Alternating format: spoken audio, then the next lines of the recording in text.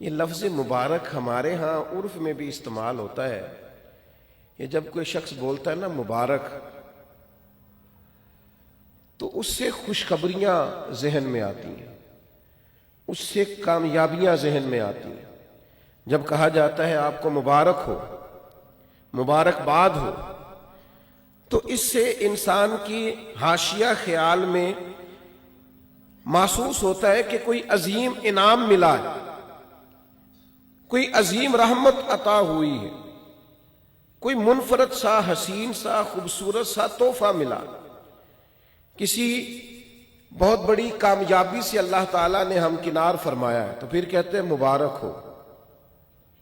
تو نبی پاک نے رمضان المبارک کو فرمایا شہر مبارک، یہ مبارک مہینہ ہے، برکت والا مہینہ، یعنی اس کا ہر لمحہ ہی مبارک ہے. روزہ رکھیں تو پھر بھی مبارک ہے، افطار کریں تو پھر بھی مبارک ہے. رمضان المبارک کے اندر کسی کو روزہ افطار کرائیں تو پھر بھی مبارک ہے. اس ماہ نور و سرور کے اندر قرآن مجید تراویح میں سنائیں تو پھر بھی مبارک ہے، پیچھے ہو کے سنیں تو پھر بھی مبارک ہے. رب دے توفیق، اللہ کرے فضل، تو رمضان المبارک کے اندر اگر ملے توفیق بندہ بیت اللہ کی زیارت کرے تو بڑی مبارک ہے. اور اگر اللہ توفیق دے اور انسان یہ ماہ مبارک مدینہ منورہ میں گزارے تو پھر بڑی مبارک ہے. تو ہر لمحہ مبارک ہے، ہر گھڑی مبارک ہے. رمضان سارا ہی مبارک ہے. پہلا عشرہ بھی مبارک ہے، درمیان والا بھی مبارک ہے، آخری بھی مبارک ہے، تاک راتیں بھی مبارک ہے، لیلۃ القدر بھی مبارک ہے. تو حضور نے فرمایا شہر مبارک، یہ کیا ہے؟ مبارک مہینہ ہے. کون سا مہینہ ہے؟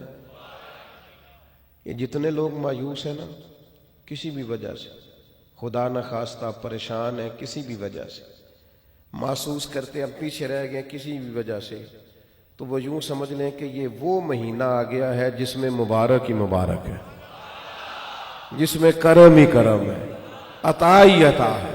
اب پریشان نہیں ہونا. شہر مبارک، یہ مبارک مہینہ آ گیا، برکت والا مہینہ آ گیا. اب کوئی پریشانی نہیں، کوئی پچھتاوا نہیں، کوئی پیچھے نہیں ہٹنا، کوئی کمزور نہیں پڑنا. یہ مبارک مہینہ، اس کو نبی کریم نے مبارک کہا. تو اس کے لمحے لمحے میں آپ نے تصور باندھنا ہے کہ یہ مبارک دن ہے.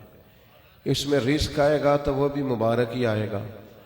کوئی شخص ملے گا تو انشاءاللہ خیر ہی ہوگی، کوئی عمل کریں گے تو انشاءاللہ برکت ہی ہوگی. کہیں ہم اللہ کی رضا کے لیے کچھ خرچ کریں گے تو پھر بھی برکت ہی ہوگی. مہینہ ہی مبارک، اس کو نبی کریم نے مبارک کہا ہے. لہذا جو پریشان لوگ ہیں نا وہ یوں سمجھیں کہ رمضان کا چاند طلوع ہوتے ہی وقت ہی مبارک کا شروع ہو جائے گا. بیمار سمجھیں کہ شفا ہونے لگی ہے، مکروہ سمجھیں کہ رہائی ملنے لگی ہے، تنگ دست سمجھیں کہ وسعت آنے لگی. اور حدیث میں لفظ بھی ہیں، مشکات شریف میں یہ لفظ حدیث کے موجود ہیں. حضور فرماتے ہیں رمضان المبارک میں مومن کا رزق بڑھا دیا جاتا ہے، اس کے رزق میں برکت کر دی جاتی ہے. اللہ تعالیٰ اپنے فضل سے وسعت